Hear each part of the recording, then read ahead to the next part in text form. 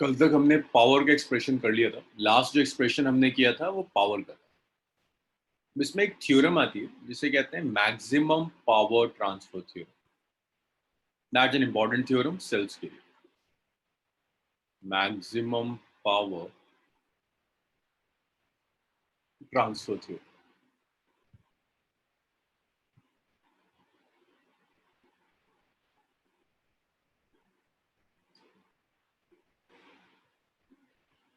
देखिए, maximum power transfer theorem कहती है अगर आपके पास एक सेल है,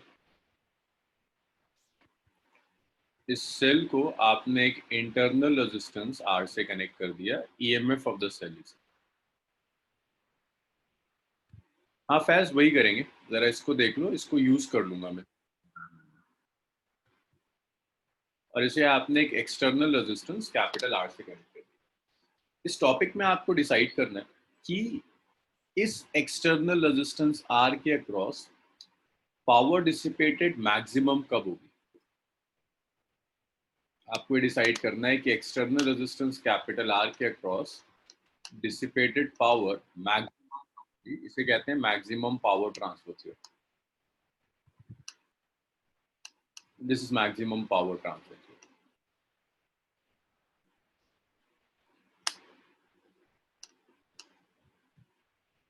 पावर कैलकुलेट कैसे करते हैं मैं सिखा चुका हूं आपको। तो पहले यहां आप कैलकुलेट कर लो करंट।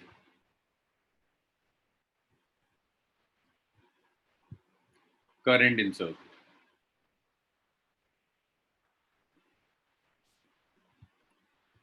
सर्किट में जो करंट होगा ये होता है total EMF by total resistance. Cell जो भी करंट प्रोवाइड करेगा वो करंट होगा it's E by R plus R. अब अगर आपको करंट पता है तो आसानी से आप कैपिटल आर के अक्रॉस पावर डिसिपेटेड कैलकुलेट कर सकते हैं। Power dissipated across capital R. So capital R के अक्रॉस, और इसको कह सकते हैं लोड के अक्रॉस जो पावर डिसिपेट होगी, that power is I square R. जो भी लोड के अक्रॉस पावर डिसिपेट होती है that power is I square R. I is E by R plus R. How's my first topic, E by R plus R का square into R. तो ये power dissipated हो गया it's E square by R plus R का square into capital R. ये dissipated power है। आपको बस ये डिसाइड करना है कब ये पावर मैक्सिमम हो सकती है।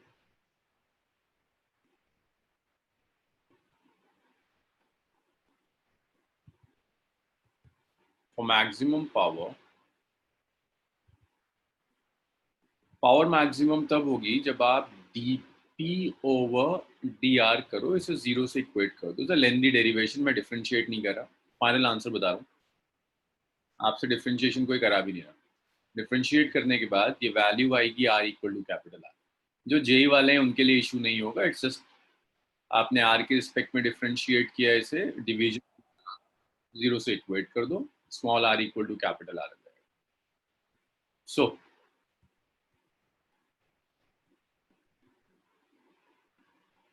power dissipated across load is maximum. Load means external resistor.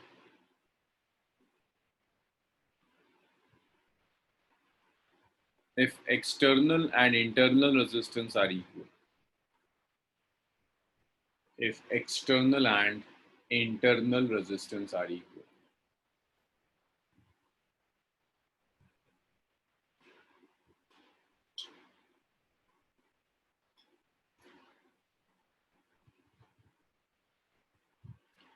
अगर एक्सटर्नल और इंटरनल रेजिस्टेंस एक दूसरे के इक्वल है तो आप कहेंगे जो पावर ट्रांसफर होगी वो power maximum. This statement is known as maximum power transfer theorem. This is maximum power transfer theorem. यहाँ तक बताइए, फिर इसमें एक ग्राफ और आता है, वो ग्राफ भी प्लॉट करेंगे। उसमें न्यूमेरिकल्स जो भी आएंगे ना कॉम्बिनेशन में, उसमें कहीं ना कहीं ये मैक्सिमम पावर ट्रांसफर थ्योरम कहीं ऐड कर देता है।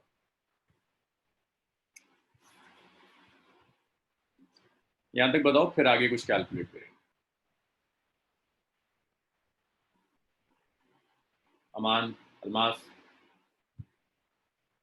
तो ये इंपॉर्टेंट चीज है, पूरा सीरीज पैरेलल कॉम्बिनेशन के लिए ये इंपॉर्टेंट है, चीजें यूज करेंगे। योगेश, सुहेब, सैदा, ले रहे हैं यहाँ तक सबका?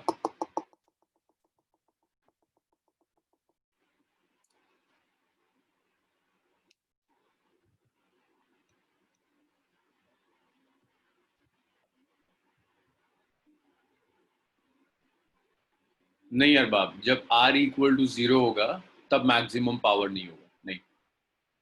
मैक्सिमम पावर तभी होगा जब small r equal to capital R हो।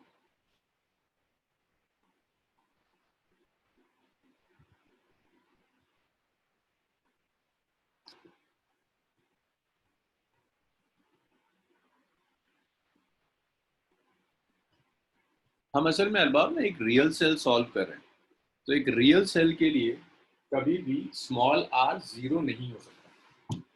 आप एक रियल सेल ले रहे हो, एक रियल सेल में स्मॉल r कभी भी 0 नहीं होगा, वो तो आइडियल सेल हो जाएगा। हम रियल सेल सॉल्व कर रहे हैं।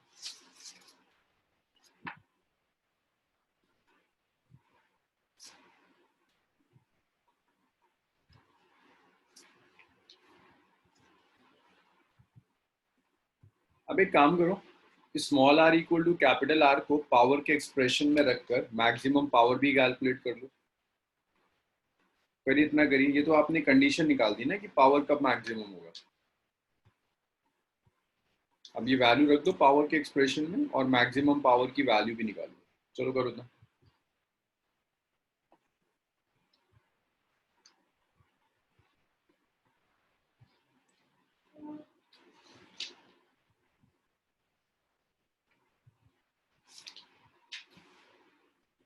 अरे भाई, ये जो एक्सप्रेशन है ना,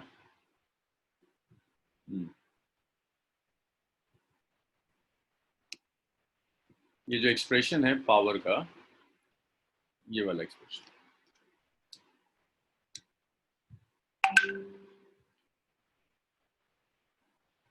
सो पावर के इस एक्सप्रेशन में स्मॉल r की जगह कैपिटल R रख दीजिए, तो पावर हो जाएगा ई स्क्वायर R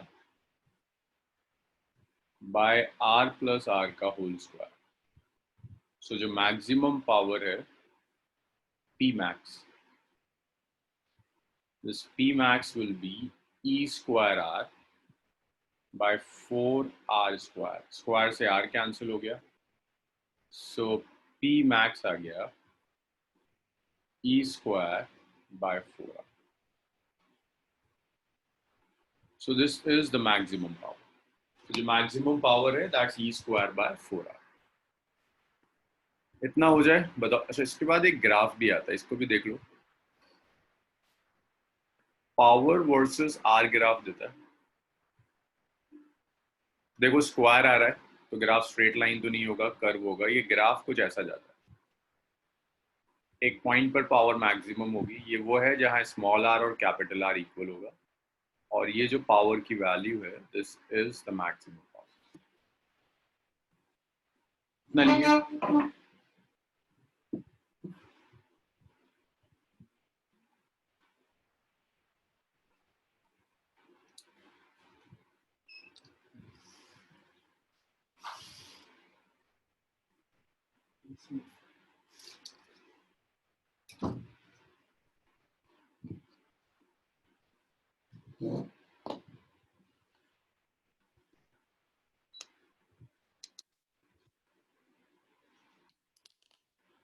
योगेश, नगमा, रब करूं सब?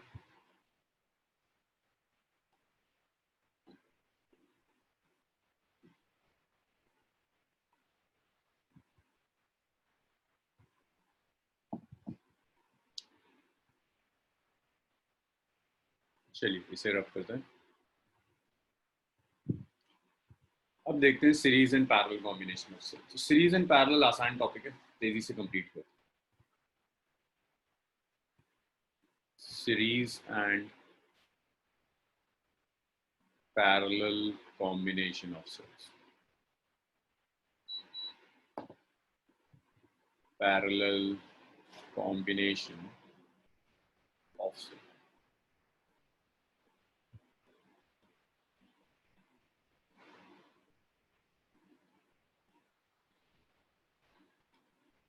तो देखिए, series and parallel combination of cell, ये हम टॉपिक 2 बार करेंगे. फर्स्ट, अभी जो मैं आपको करा रहा हूँ इसमें मैं किसी भी टाइप का सेल ले रहा हूँ, जरूरी नहीं कि सेल आइडेंटिकल. उसके बाद देखेंगे आइडेंटिकल सेल्स. एनसीईआरटी ने सिर्फ आइडेंटिकल सेल दिया, नॉन आइडेंटिकल सेल्स नहीं दिए. पहले हम नॉन आइडेंटिकल करेंगे, फिर आइडेंटिकल बनाएंगे. तो सीरीज में भी 2 केसेस होते हैं. केस 1,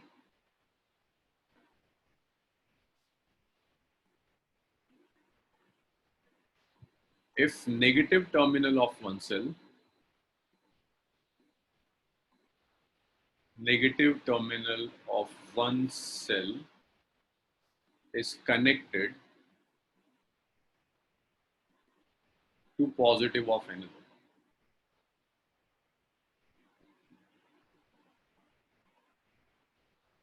So अगर कुछ ऐसा हो रहा है कि एक सेल का नेगेटिव दूसरे सेल के पॉजिटिव से कनेक्टेड, लाइक मैं कुछ ऐसा दे रहा हूँ, एक का नेगेटिव पॉजिटिव नेगेटिव, ये कॉम्बिनेशन है. EMF E, internal resistance small R, EMF E, internal resistance small R, E1 E2 R1 R2. एक सेल और मान लीजिए, इसका EMF E3, internal resistance R3. और इन सारे सेल्स को आपने एक एक्सटर्नल रेजिस्टर से कनेक्ट कर दिया. External resistance is capital. जब एक सेल का नेगेटिव और दूसरे सेल का पॉजिटिव कनेक्टेड, तो इक्विवेलेंट ईएमएफ देखिए कैसे आएगा.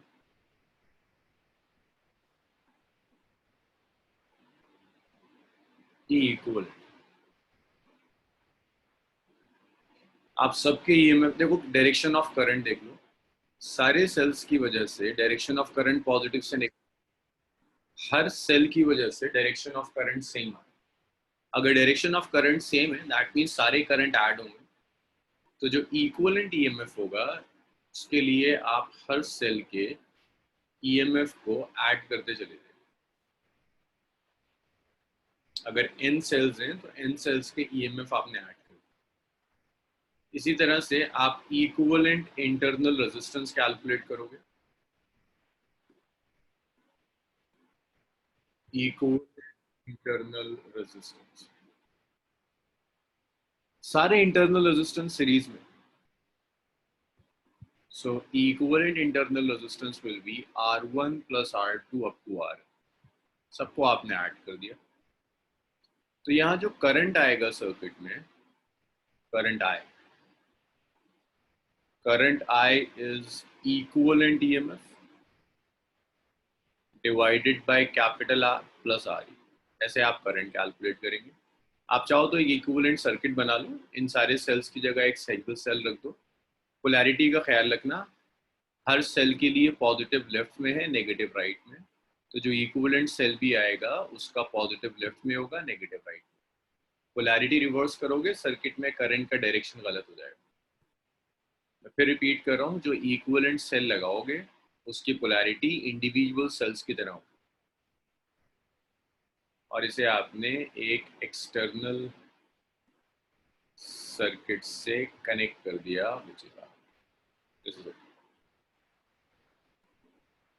बताइए, इतना क्लियर है यहाँ तक? जी फैज, नॉन आइडेंटिकल है, सब अलग अलग.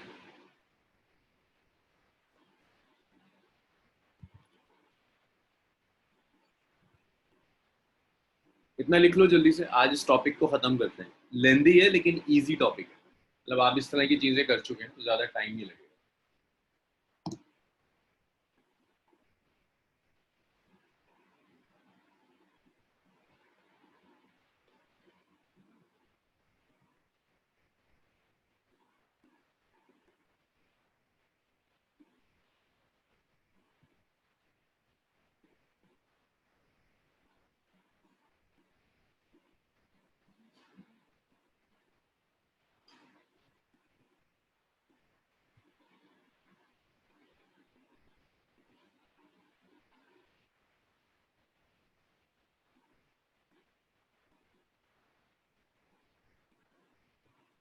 चलिए इसे रब करते हैं।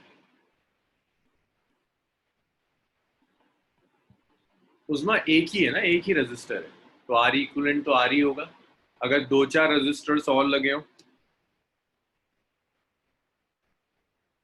तब आप कैपिटल आर इक्विवेलेंट लिखोगे।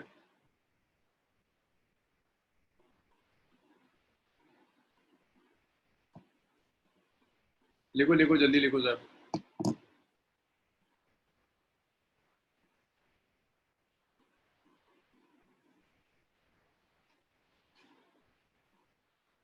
अच्छा यार ये डी नहीं है, जेड, ई इक्विवेलेंट।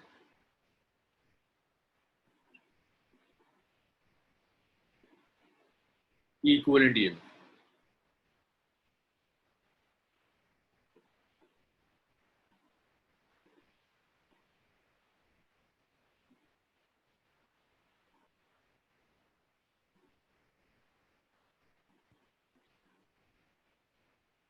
बताओ भाई रब कर दूं सब।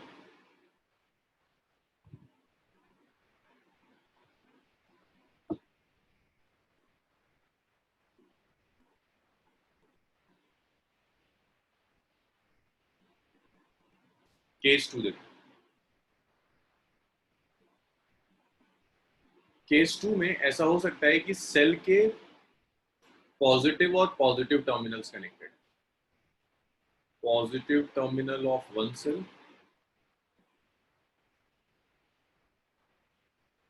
of one cell is connected to negative of another। एक सेल का पॉजिटिव दूसरे सेल के नेगेटिव से कनेक्टेड, सॉरी पॉजिटिव से कनेक्टेड, और नेगेटिव नेगेटिव से।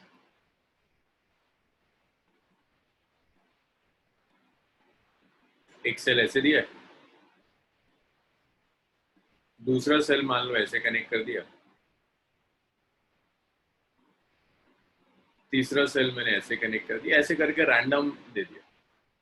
इससे पहले वाला जो केस था वो जरा ढंग से देखना, वहां क्या था, नेगेटिव पॉजिटिव से कनेक्टेड था। यहाँ कभी नेगेटिव नेगेटिव से कनेक्ट हो जाता है, कभी पॉजिटिव पॉजिटिव से कनेक्ट हो जाता है।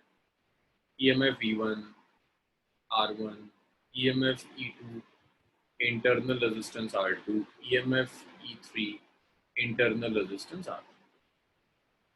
तो इस तरह के सर्किट्स के लिए वैसे तो किरचॉफ लॉ यूज करते हैं।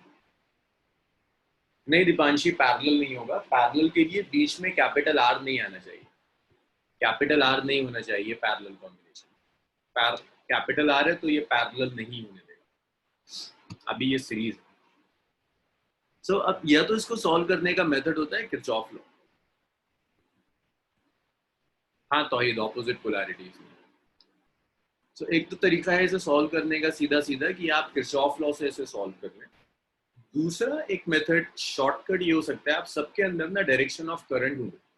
तो पहले सेल में पॉजिटिव से नेगेटिव, दूसरे में पॉजिटिव से नेगेटिव, तीसरे में ऐसा जाएगा। तो ये मान लीजिए I1 है, ये I2 मान लीजिए, ये I3 मान लीजिए। तो डायरेक्शन ऑफ करंट चेंज कर रहा है। इसका मतलब ये सेल्स ऐड नहीं, कहीं ऐड होंगे कहीं सब्ट्रैक्ट होंगे। दिख रहा है I1 और I3 डायरेक्शन सेम है, तो I1 I3 ऐड होगा, I2 सब्ट्रैक्ट होगा। इक्विवेलेंट ईएमएफ के लिए हम क्या करते हैं, किसी एक तरह के सेल को पॉजिटिव ले लेते हैं। मान लीजिए मैंने इसे पॉजिटिव ले लिया, अब इसकी तरह से कौन लगा हुआ है, E3 लगा है, इसे पॉजिटिव ले लें, इसे नेगेटिव ले लें। तो जो इक्विवेलेंट ईएमएफ होगा that will be E1 minus E2 plus E3। मुझे यहां तक बताइए ये आया समझ में? अगर ये आ गया तो आगे बढ़ते हैं।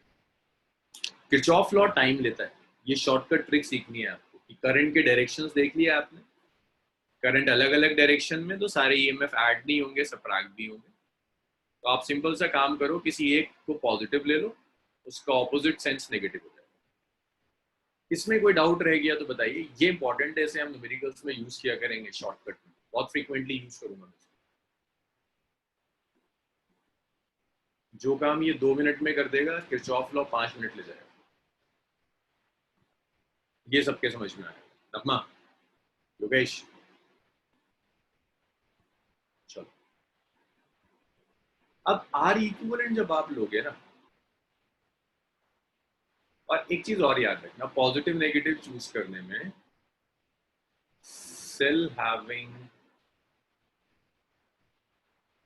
ग्रेटर ईएमएफ इज पॉजिटिव, जिसका ईएमएफ ज्यादा होगा उसे पॉजिटिव ले लेना।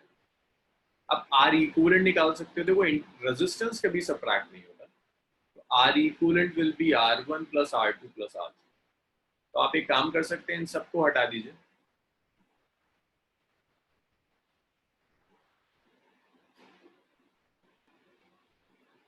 आप लिख सकते हो equivalent EMF is E equivalent, equivalent internal resistance is R equivalent,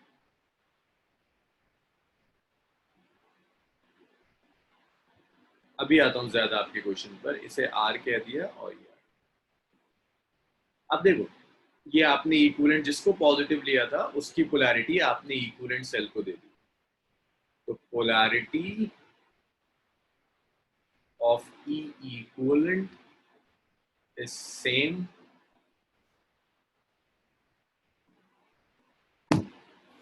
as that of cell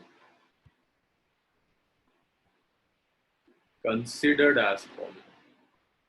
जिस सेल को आपने पॉजिटिव लिया है ई इक्विवेलेंट को सेल का आप पोलैरिटी दोगे। डायरेक्शन ऑफ करंट सिंपली होता है पॉजिटिव से नेगेटिव। इस सर्किट में करंट कैसा जा रहा है यहाँ क्लॉकवाइज, तो इस सर्किट में भी जो नेट करंट होगा, direction of net current is clockwise. This direction is very crucial. अगर ये डायरेक्शन आपने गलत ले लिया तो आपके चार्जिंग डिस्चार्जिंग बिगड़ जाएंगे सेल्स। तो ये जो सर्किट है आपका डिटेल्ड जो सर्किट था, इसकी जरूरत पड़ेगी आपको फिर से। सो इस डिटेल्ड सर्किट में जो करंट का डायरेक्शन है, this is R, this is E1 R1, that's E2 R2, that's E3 R3। Direction of current ये हो जाएगा, ये नेट करंट का डायरेक्शन। अब इस अगर एक बार आपको सर्किट में करंट का डायरेक्शन मिल गया तो मुझे ये देखो, इंडिविजुअल करंट के डायरेक्शंस नहीं है, ये इंडिविजुअल करंट्स के डायरेक्शन है, ये नेट करंट का डायरेक्शन जो इक्विवेलेंट सेल से आएगा। तो देखो, अगर यहाँ देखो तो आप चार्जिंग डिस्चार्जिंग डिसाइड कर सकते हैं। सेकंड की पोलैरिटी मैंने गलत ले ली है,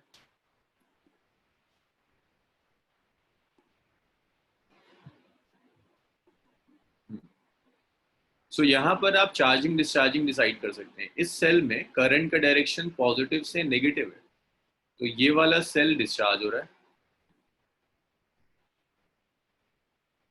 इस सेल में करंट का डायरेक्शन नेगेटिव से पॉजिटिव है, ये सेल चार्ज हो रहा है।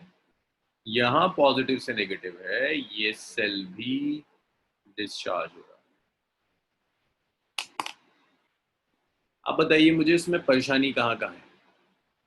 डाउट्स, पहला डाउट है, डाउट्स बताना शुरू करो। जैद तुम्हारा मैं डाउट लेता हूँ, शायद कुछ लोगों को और इससे पहले का आ जाए।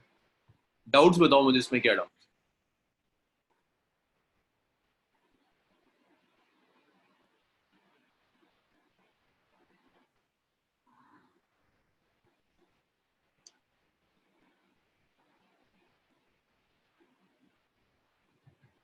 अच्छा, तो जैद का पहला क्वेश्चन था E2 को पॉजिटिव ले सकते हैं। देखो जैद, जिस सेल का ईएमएफ ज्यादा होगा उसको हम पॉजिटिव लेंगे। मान लो ये +1 है, ये +2 है, ये 5 है, ये दोनों मिलकर एक जैसे 6 कर देते हैं, ये 2 हो जाते हैं, तो इसे पॉजिटिव लेना होगा और इसे नेगेटिव लेंगे। लेकिन अगर ये ज्यादा होता है इन दोनों से ज्यादा तो इसे पॉजिटिव ले लेते हैं। एक एक करके एक एक करके एक एक करके आ रहा हूँ, सबके का आंसर्स बनाऊंगा। पहले जैद, जैद तुम्हारा हुआ क्लियर? जो ज्यादा होगा उसे पॉजिटिव लो, मर्जी नहीं है, जिसकी वैल्यू ज्यादा होगी ईएमएफ की उसे पॉजिटिव ले लेंगे। चलो भाई, जैद की प्रॉब्लम दूर हुई। अब जैद की प्रॉब्लम के बाद, हाँ वो एक ही बात है जैद, एक ही बात है, E1 plus E3 minus E2, एक ही बात है, एक ही बात। तूबा ई इक्विवेलेंट, अब देखो तूबा ई इक्विवेलेंट में सब सेल्स की पोलैरिटीज अलग अलग है ना, तो जिसको किसी एक का ईएमएफ ज्यादा होगा उसे मैंने पॉजिटिव मान लिया, मैंने कह दिया ये पॉजिटिव है। इसके साथ देखो और क्या मैच कर रहा है, E3 मैच कर रहा है सेम पोलैरिटीज। पोलैरिटी मींस जैसे ये सेल है कि पॉजिटिव लेफ्ट में है नेगेटिव राइट में, ऐसे ही ये सेल है पॉजिटिव लेफ्ट में नेगेटिव राइट में, तो ये भी पॉजिटिव, और यहाँ पॉजिटिव राइट में नेगेटिव लेफ्ट में ई नेगेटिव, तो ये पॉजिटिव ये नेगेटिव, सो E1 minus E2 plus E3।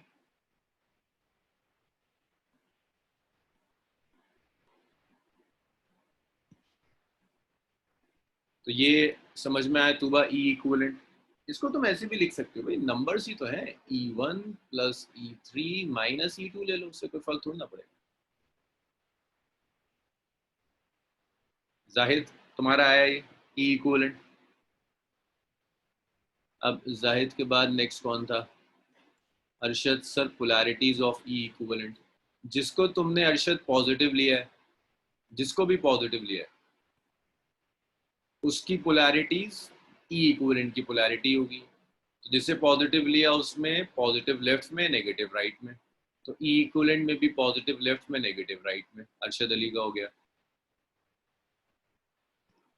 Sadia पूछ रही है पोलैरिटी चेंज। मैं सिर्फ ये बता रहा हूँ सादिया, जिसका ईएमएफ ज्यादा होगा उसे पॉजिटिव लेंगे। केस 2 में करंट का डायरेक्शन क्लॉकवाइज क्यों लिया भाई? एक तो ये केस 2 नहीं है, मतलब इसी को मैं यहाँ इक्विवेलेंट ड्रॉ कर रहा हूँ, सारे सेल्स हटाकर एक लगा दिया। करंट का डायरेक्शन मोटअप सिखाया था मैंने, पॉजिटिव से नेगेटिव टर्मिनल होता है इसलिए क्लॉकवाइज। करंट हमेशा पॉजिटिव से नेगेटिव जाता है मोटअप, इसीलिए क्लॉकवाइज। नहीं तो अगर ये पोलैरिटी रिवर्स आ गई, मान लो यहाँ पॉजिटिव आया यहाँ नेगेटिव आ गया, तो एंटी क्लॉकवाइज हो जाएगा।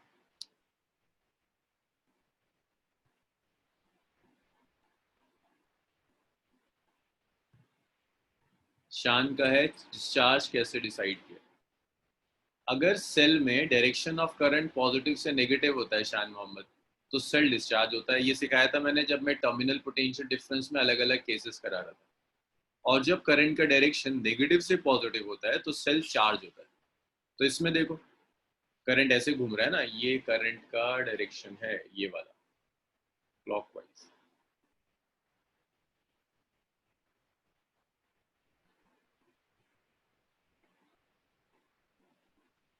ये करंट का डायरेक्शन है। तो देखो पहले सेल में करंट जा रहा है पॉजिटिव से नेगेटिव, तो डिस्चार्ज हो रहा है। दूसरे में देखो शान मोहम्मद ये कैसे जा रहा है, नेगेटिव से पॉजिटिव, तो ये चार्ज हो जाएगा। यहाँ पॉजिटिव से नेगेटिव इसके डिस्चार्ज हो रहा है। रेबर ओवरऑल डिस्चार्ज होगा या चार्ज होगा? रेबल ओवरऑल चार्ज और डिस्चार्ज कुछ नहीं होता, इंडिविजुअल सेल्स चार्ज या डिस्चार्ज होते हैं, ओवरऑल कुछ नहीं होता। ओवरऑल तो डिस्चार्ज होगा ही हमेशा, सेल एनर्जी देगा ही देगा।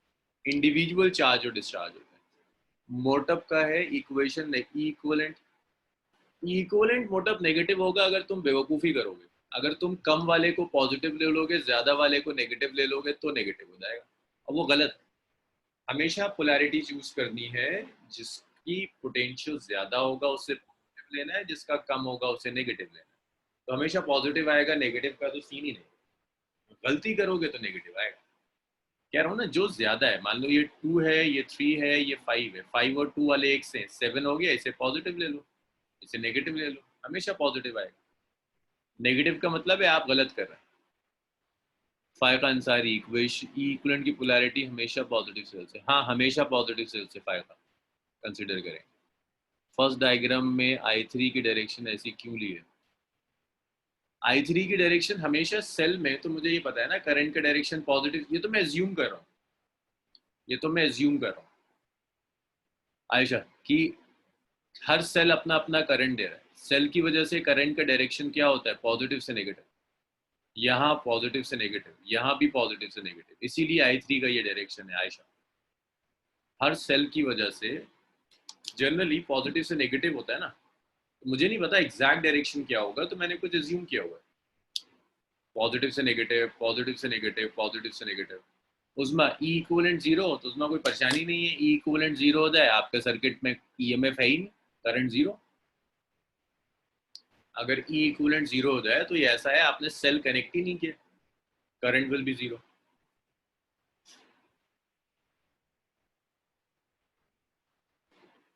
करंट जीरो हो जाएगा उसमें। चलो अब मेरी बारी, लिख लिया तुम लोगों ने तो। अब अभी तो बताया बस पॉजिटिव जिसका पोटेंशियल ज्यादा होगा उसे पॉजिटिव लेंगे, खुद ही लेंगे लेकिन जिसका ज्यादा होगा उसे पॉजिटिव लेंगे।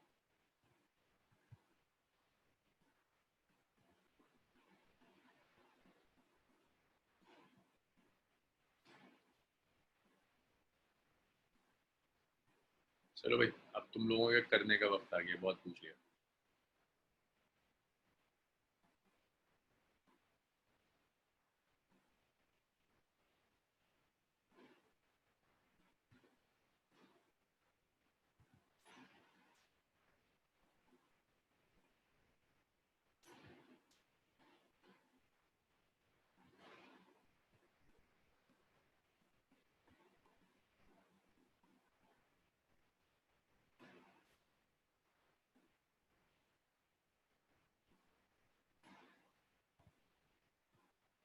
सर्किट में करंट चाहिए,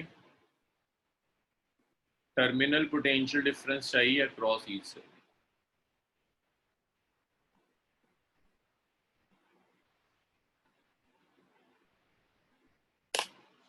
शुरू हो जाओ, और जितना तुमने पूछा और मैंने बताया अप्लाई करो।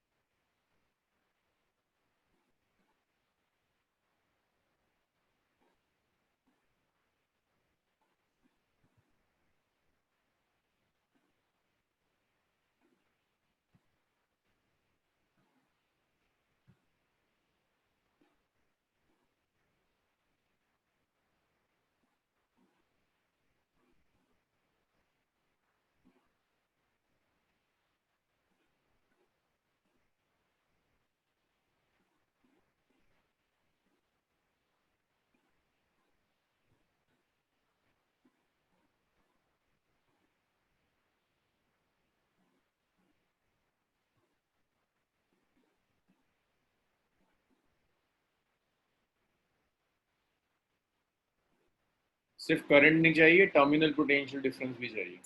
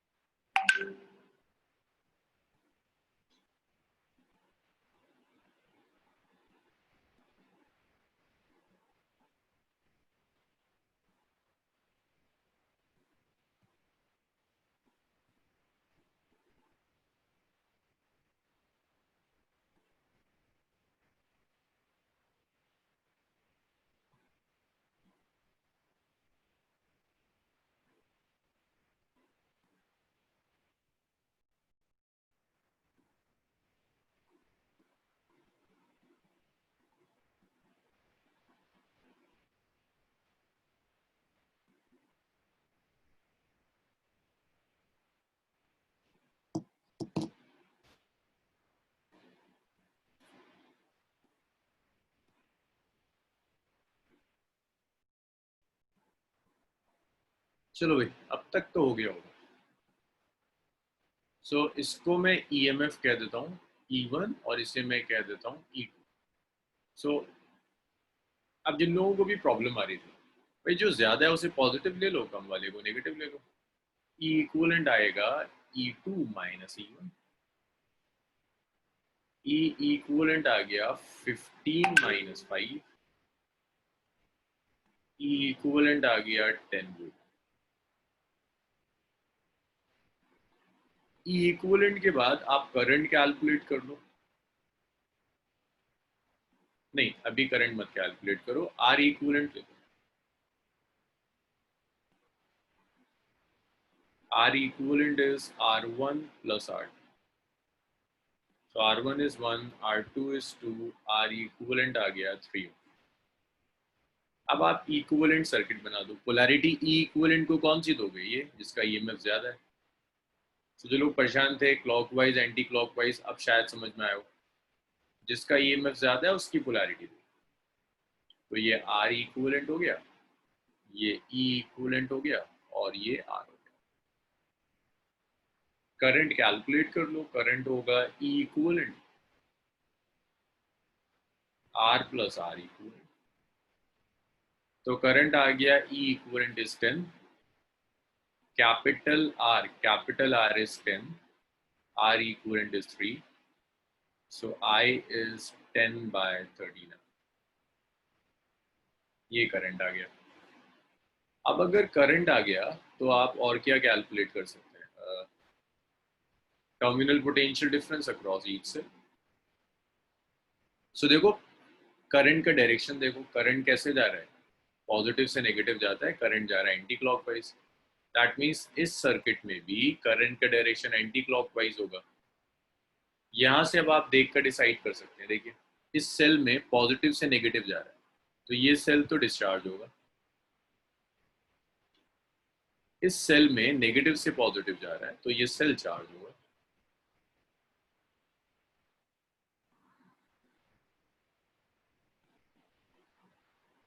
So terminal potential difference across E1, potential difference across E1, E1 के across terminal potential difference is V1 which is E1 plus IR1, क्योंकि ये तो चार्ज हो रहा है। तो E1 कितना है 5, I कितना है 10 by 13, R1 कितना है 1, तो V1 आ गया 13 5, 65 plus 10 75 by 13 वोल्ट। ऐसे ही terminal potential difference across E2, तो E2 के अक्रॉस टर्मिनल पोटेंशियल डिफरेंस होगा E2। अब ये तो डिस्चार्ज हो रहा है, तो E2 माइनस IR2 हो जाएगा।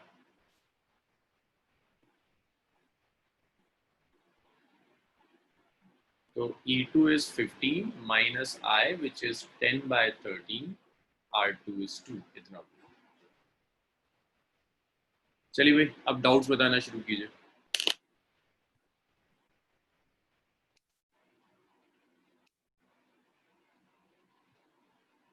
भाई वॉइस में कोई प्रॉब्लम हो रही है? ऑडियो में कोई इशू है?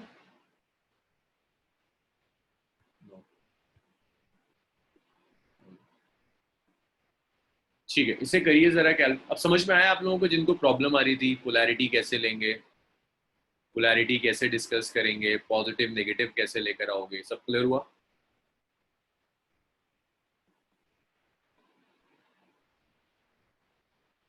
And this direction is crucial. अब दिख रहा है ना डायरेक्शन कितना इंपॉर्टेंट है। अगर ये डायरेक्शन गलत हो गया तो यहाँ डायरेक्शन गलत हो जाएगा, चार्जिंग डिस्चार्जिंग बिगड़ जाएगा।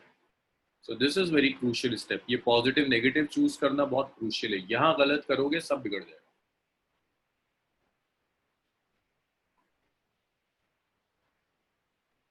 चलो भाई इसको रब कर दूं मैं। मोटा हुआ ये?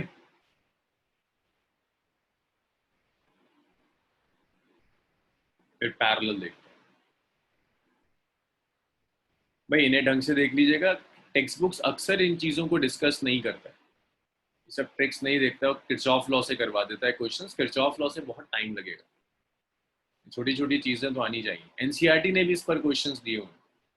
न्यूमेरिकल्स में डिस्कस नहीं किया, लेकिन जब भी एनसीईआरटी चार्जिंग पर कोई क्वेश्चन देता है दिया हुआ है। हाँ करंट की वैल्यू हर पॉइंट पर सेम होगी, एक ही करंट फ्लो करेगा। सर्किट में ऐसा नहीं होता कई करंट फ्लो कर। सर्किट में जो करंट फ्लो करता है दैट्स नेट करंट।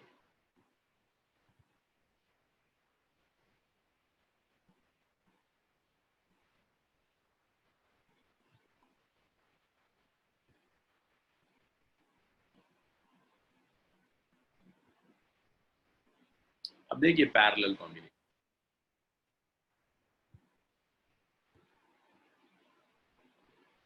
तो देखिए जब आप सेल्स का पैरेलल कॉम्बिनेशन लेंगे तभी दो केसेस आएंगे, बिल्कुल सीरीज जैसे।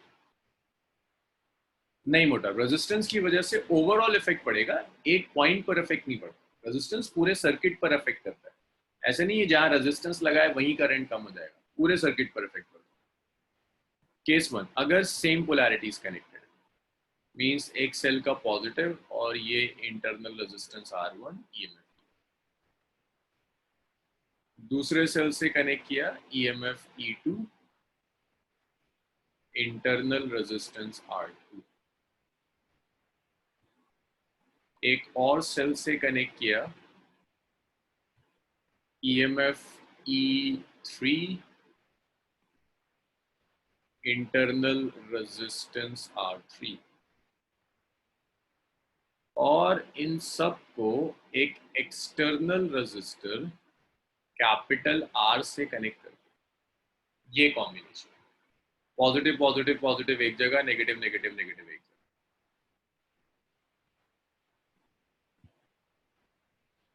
अब इसको भी ज्यादा लोग कहते हैं किरचॉफ लॉ से सॉल्व करना चाहिए, इसमें शॉर्टकट ट्रिक देख लो, तुम्हारा टाइम बच जाएगा। मैं डिराइव नहीं करा पाऊंगा अभी से, डिराइव तो तभी कराऊंगा जब मैं किरचॉफ लॉ कराऊंगा। तो it's E1/R1 plus E2/R2, E3/R3 divided by 1/R1, 1/R2, 1/R3। अब जितने भी सेल्स लगे हुए हैं, और ख्याल रखना सबकी पॉजिटिव एक जगह, सबका नेगेटिव एक जगह। और अगर इसी में आर इक्वलेंट देते हो आप, तो आर इक्वलेंट हो जाएगा, इट्स वन, आर इक्वलेंट निकालने के लिए पैरेलल कॉम्बिनेशन ले लो, सारे इंटरनल रेजिस्टेंस पैरेलल में। सो 1/R equivalent is 1/R1, 1/R2, 1/Rn, ऐसे आर इक्वलेंट आएगा। इन सबको हटाओ, एक सिंगल सेल लगा दो,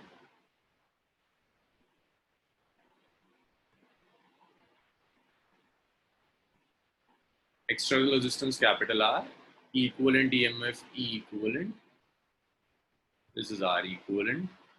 करंट चाहिए आपको सर्किट में, it's E by R plus R E. चलिए इतना लिख लीजिए। अब इस आई को यूज कर कर आप इंडिविजुअल सेल्स में नहीं ले सकते, क्योंकि सब में ब्रांचिंग है ना, सब में अलग अलग करंट जाएगा।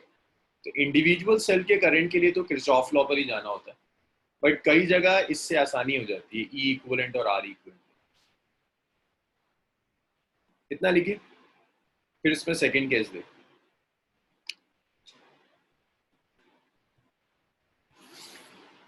इसे डिराइव में तभी करा पाऊंगा जब मैं किरचॉफ लॉ कराऊंगा। जब हम किरचॉफ लॉ करेंगे तो इसे डिराइव भी करें।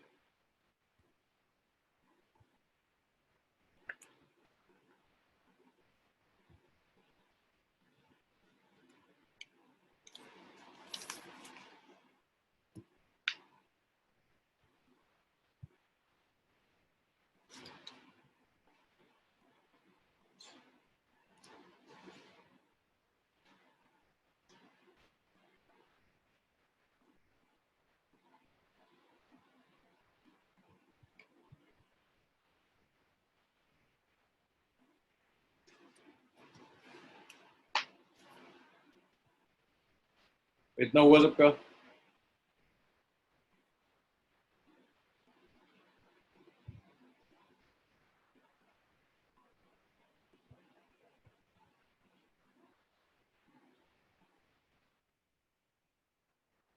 अच्छा, अब अगर इसी में मैं केस टू करूं, केस टू में फिर सिर्फ ये चेंज आएगा पोलैरिटी। मान लो इसकी पोलैरिटी यहाँ चेंज होगी,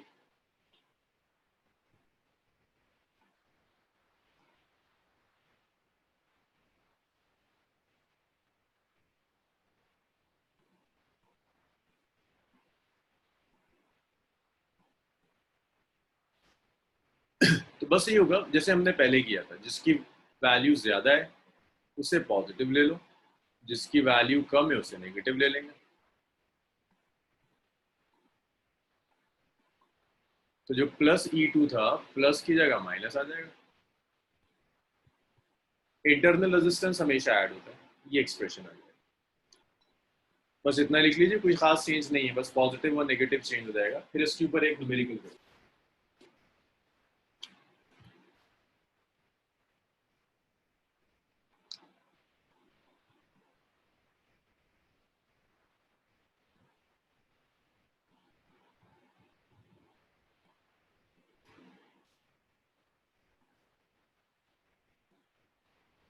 इतना लिखिए, फिर नेक्स्ट न्यूमेरिकल देखिए।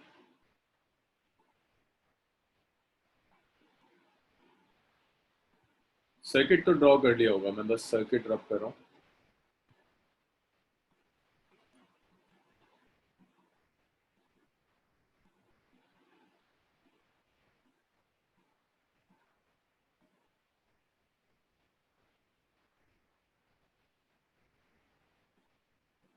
Three cells of EMF 3 volt, 4 volt, and 6 volt are connected in parallel.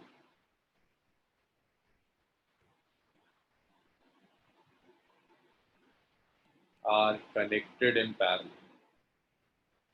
If their internal resistance, if their internal resistance are 1 ohm, 2 ohm, and 3 ohm, calculate current through load resistance 1.6.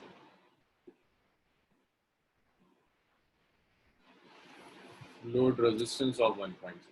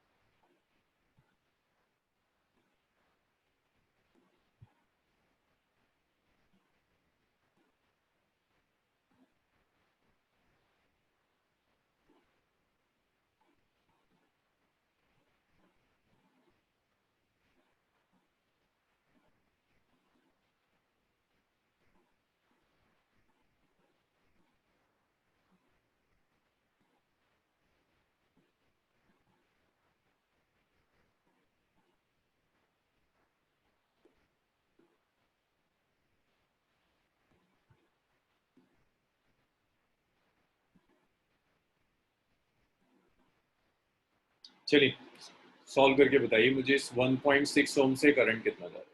ये question given, sorry question का part है।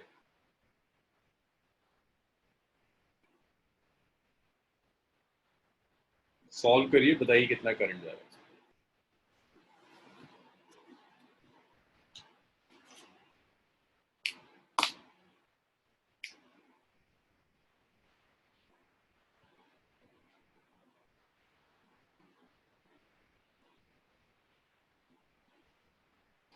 इसे भी Kirchhoff law से किया जा सकता है, बट इस डायरेक्ट मेथड से टाइम बचा लेंगे आप।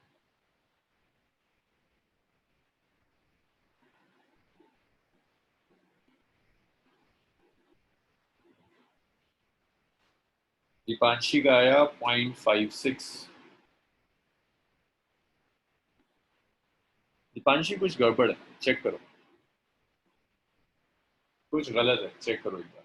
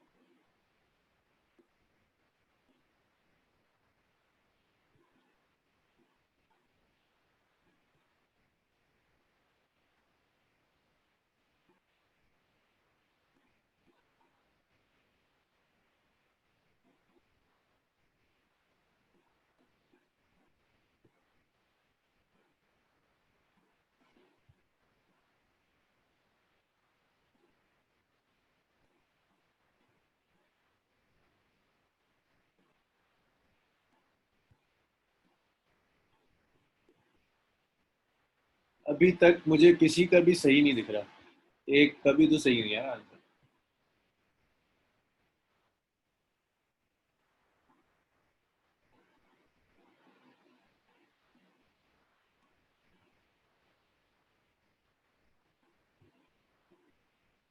नहीं, 1 ओम 1 ओम 1 ओम।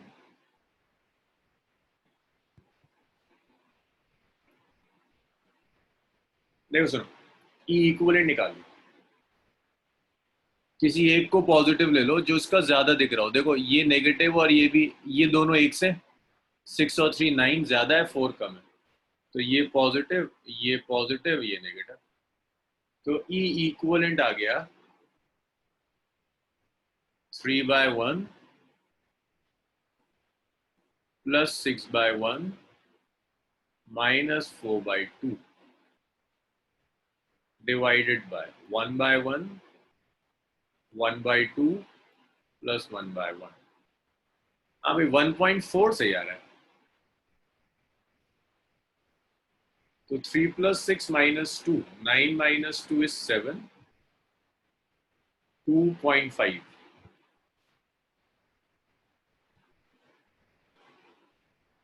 7/2.5।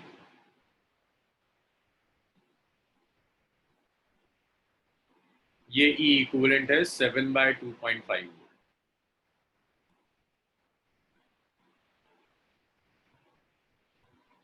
अब एक बार अगर ई इक्विवेलेंट आ गया आपके पास, तो आप तो कुछ गड़बड़ तो नहीं कर रहा ना मैं? 3/1 6/1 4/2 9 - 2 7, 1/1 प्लस 1/2 प्लस 1/1। अच्छा, तो मेरी वजह से फिर गड़बड़ हुई। ई इक्विवेलेंट आ गया 7/2.5। 1/r इक्विवेलेंट आएगा 1/1 1/2 1/1।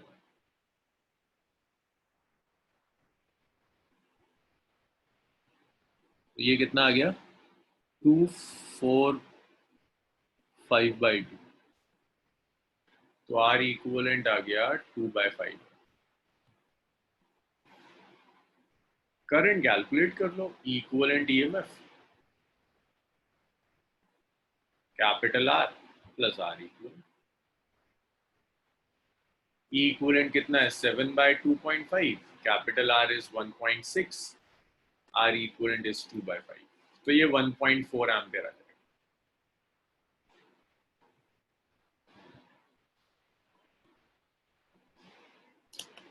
इसमें अगर कोई डाउट रह गया बताओ, नहीं तो फिर आइडेंटिकल सेल्स हम शुरू करें।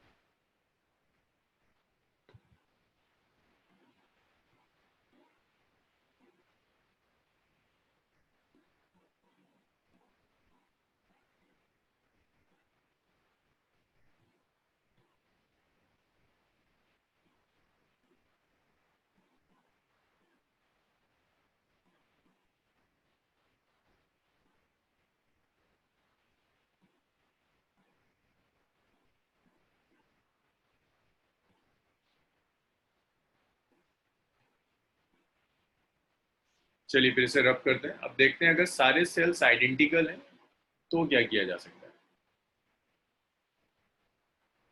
तो नेक्स्ट है ग्रुपिंग ऑफ आइडेंटिकल सेल्स।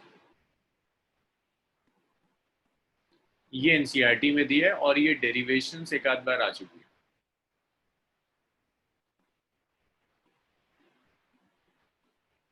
तो पहला देखो सीरीज कॉम्बिनेशन। अच्छा, जब हम सीरीज कहते हैं ना, तो बाय डिफॉल्ट फर्स्ट वाला केस जिसमें सारे सेल्स ऐसे कनेक्टेड हैं कि ईएमएफ ऐड हो रहा हो।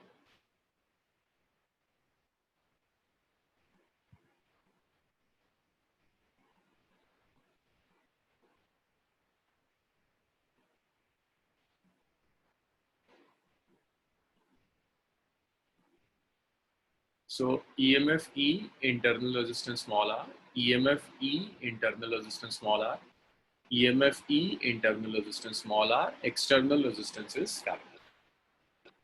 तो ये आपको दिया हुआ है, हर सेल का EMF E है और इंटरनल रेजिस्टेंस हर सेल का small r, external resistance capital. तो यहाँ जो E इक्विवेलेंट लोगे, so E equivalent is E plus E, n cells है तो इसे n टाइम्स कर दिया। सो ई इक्विवेलेंट आ गया, that is N.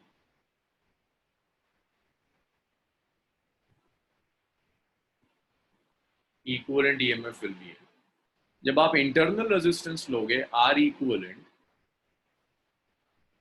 It's R plus R up to N times, तो आर इक्विवेलेंट आ गया N R, equivalent internal resistance आ गया।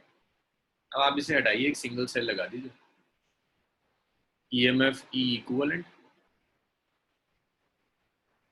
Internal resistance R equivalent, external resistance capital R,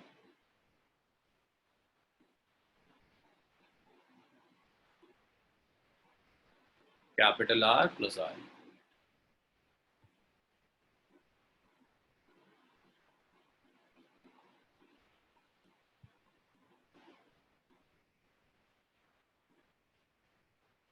so current आ गया N E by R plus N R, ये current है। अब यहाँ इंपॉर्टेंट है दो cases. Case one, if external resistance is large, ये केसेस इंपॉर्टेंट है जो एनसीईआरटी ने बहुत स्ट्रेस दी। If external resistance is large means external resistance internal के कंपेरेबल बहुत ज्यादा। सो ऐसे केस में आर प्लस एन आर को आप आर लिख सकते, सो आई हो गया एन ई बाय आर, तो ये करंट है N E by are.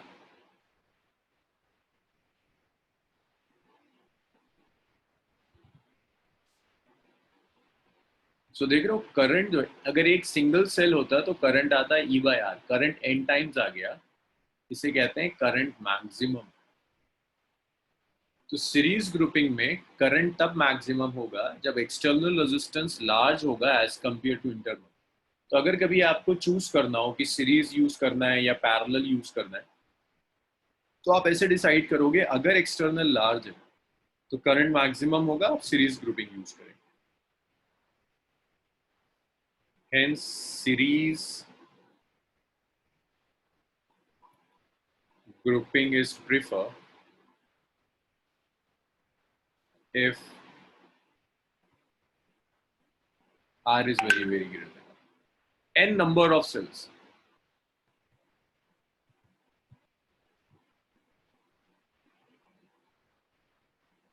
n number of cells.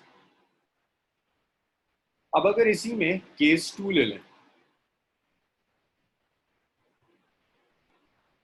small r is very very greater than capital R, कि internal resistance is large। अगर internal resistance large,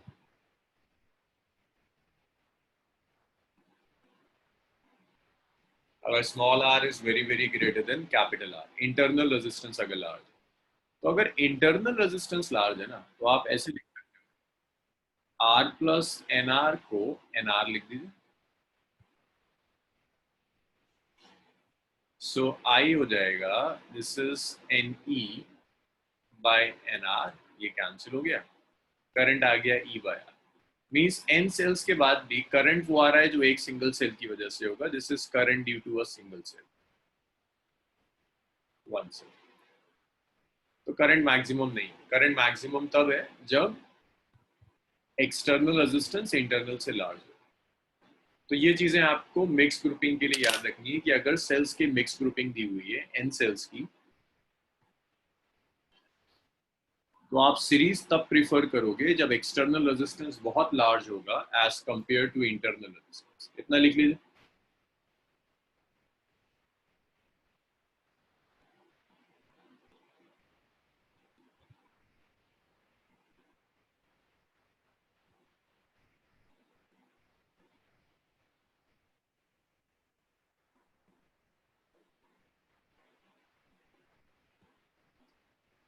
अमान exact minimum नहीं कह सकता इसको ना, एग्जैक्टली मैं मिनिमम नहीं कह सकता, बस ये कह सकता हूँ मैक्सिमम नहीं। नहीं अरबाब, फर्स्ट और सेकंड में से किसी एक को चूज करना है।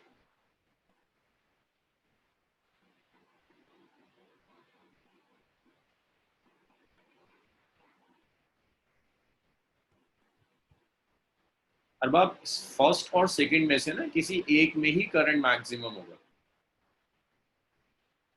कोई एक चूज करना है दोनों में।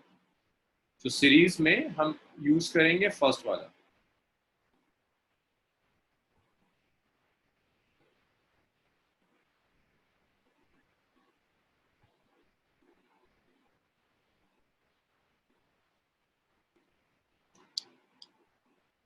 अगर इसमें और डाउट्स हैं बताइए मुझे। अगर आइडेंटिकल सेल्स दिए हैं सीरीज में और एक्सटर्नल रेजिस्टेंस लार्ज है तो आपका करंट मैक्सिमम होगा, इंटरनल लार्ज है तो करंट मैक्सिमम नहीं मिलेगा, तो हम इसे प्रीफर करेंगे।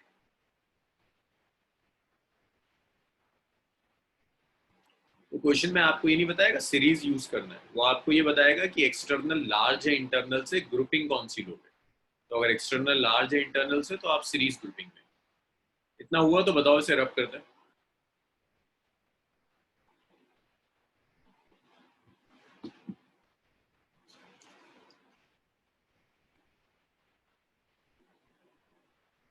अच्छा मुझे बताओगे, अगर n सेल्स कनेक्टेड है सीरीज में, ये क्वेश्चन भी आ जाता है, n identical cells are connected in series, n identical cells are connected in series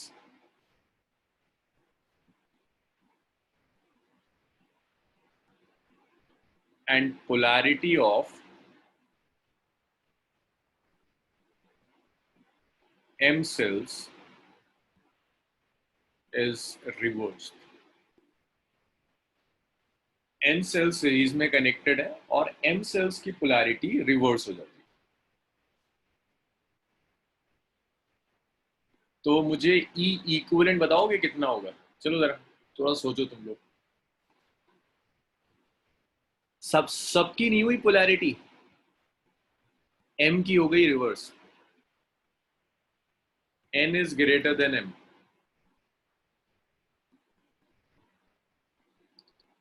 वजाहत का आया आंसर, तौहीद का आया, m भी तो है तौहीद।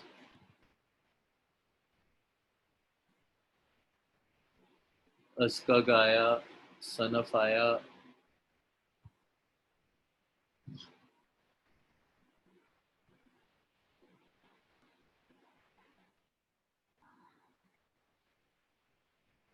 वजाहत, अस्का और दीपांशी, इनके आंसर्स ठीक है।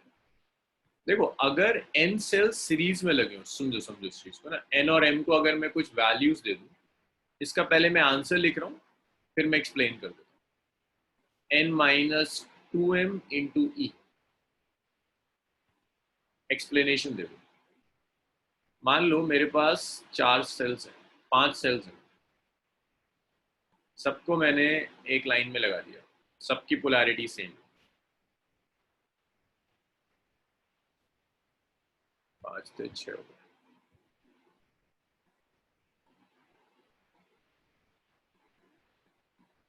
तो यहाँ जो E इक्विवेलेंट आया दैट इज 5। अब 5 में से अगर वो कहता है 2 को रिवर्स कर दिया,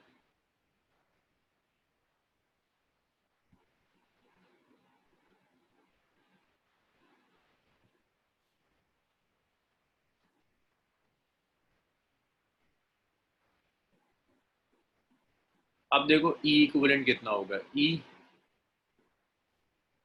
5 थे, ये पॉजिटिव ये पॉजिटिव ये पॉजिटिव ये नेगेटिव ये नेगेटिव, तो E इक्विवेलेंट कितना आया, E प्लस ई माइनस ई, कितना रह गया E। तो अगर 2 को रिवर्स किया तो ईएमएफ पहले 5 ही था ना, 2 को रिवर्स करने पर कितने से चेंज हो रहा है, 4 से। इसीलिए मैं लिख रहा हूँ पहले n था, माइनस 2m हो जाएगा। इस एग्जाम्पल से देख लो, पहले 5 ही था, 2 को रिवर्स कर दिया तो ये 4 से कम हो गया, that's why n minus 2m। बताइए क्लियर है इतना?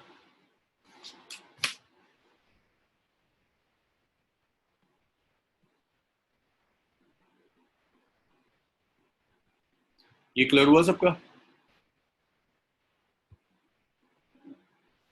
ये सब चीजें इंपॉर्टेंट है, इसमें मैक्सिमम पावर ट्रांसफर थ्योरम वगैरह भी यूज कर लेगा।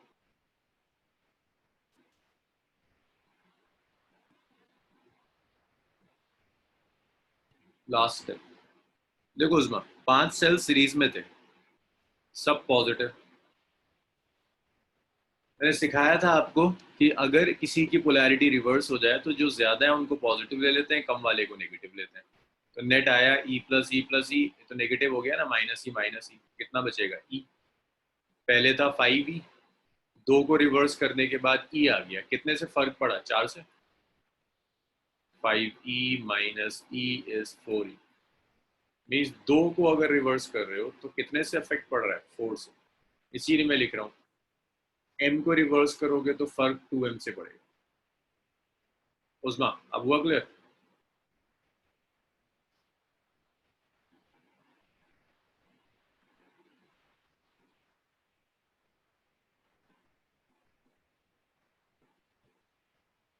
चलिए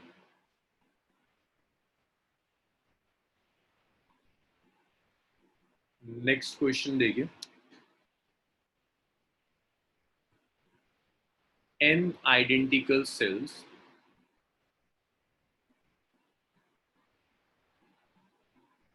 each of EMF E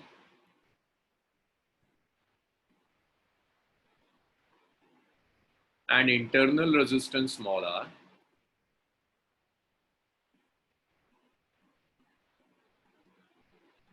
are joined in series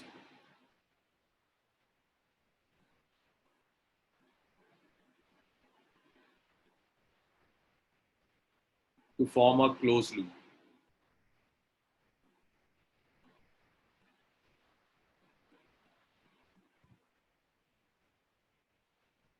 or closed circuit।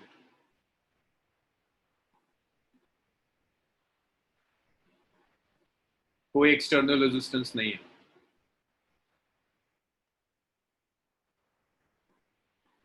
Find terminal potential difference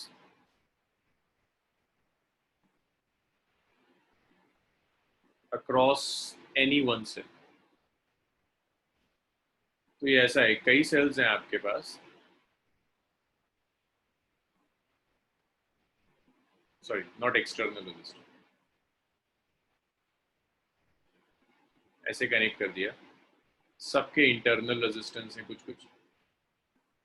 किसी एक के अक्रॉस टर्मिनल पोटेंशियल डिफरेंस बता दो।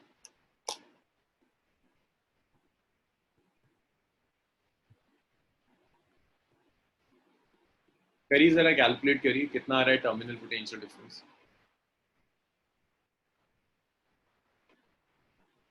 मैं तो एक्सपेक्ट कर रहा था इतनी देर में आ जाएगा।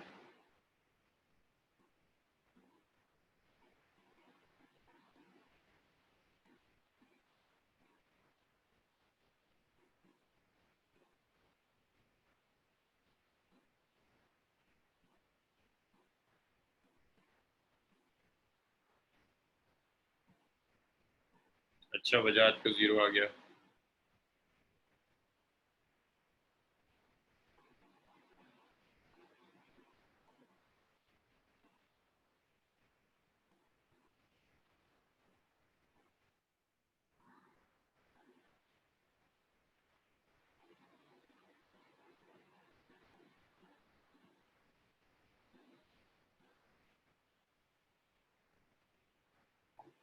बहुत बढ़िया। इसको आप डायरेक्ट भी देख सकते थे, 0 होगा। ये तो बिल्कुल शॉर्ट सर्किट वाला केस है, टर्मिनल पोटेंशियल डिफरेंस में जो मैंने सेकंड कराया था। अगर उसके अलावा भी आप करना चाहते हैं, हाँ एक्सटर्नल रेजिस्टेंस नहीं है, तभी तो शॉर्ट है। E equivalent is E plus E up to n times, this is any। R equivalent जब आप लोगे, so it's R plus R up to n times, that's an R।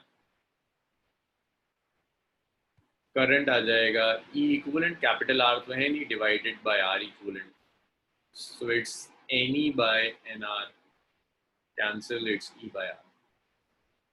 सारे सेल डिस्चार्ज होंगे, तो टर्मिनल पोटेंशियल डिफरेंस होता है E minus I R.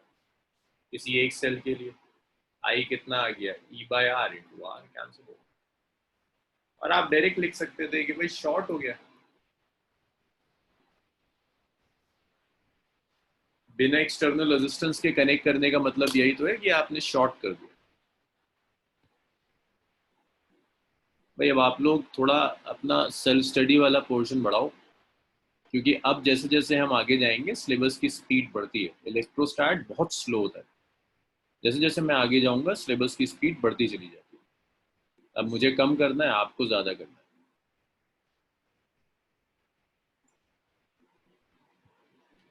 मतलब current, ये टर्मिनल पोटेंशियल डिफरेंस जो मैंने पढ़ाया था आपको,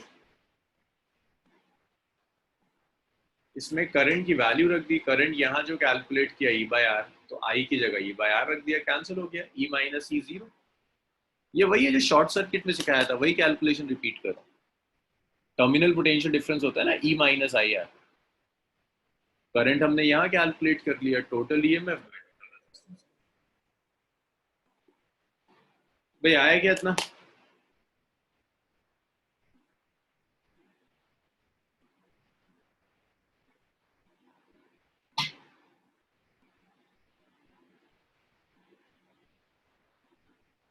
अच्छा, इतना टाइम नहीं है कि मैं आपको पैरेलल करा पाऊँ। पैरेलल के लिए मुझे फिर 20-25 मिनट चाहिए।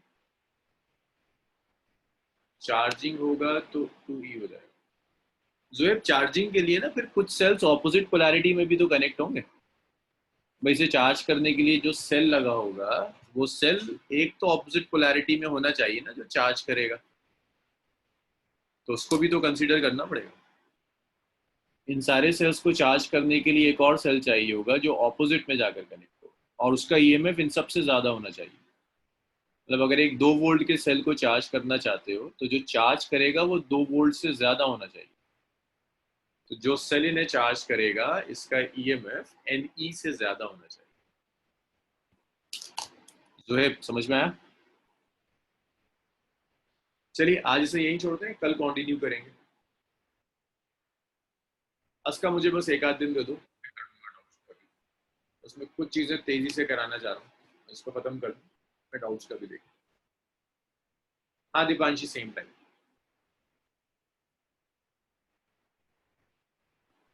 चलो ओके।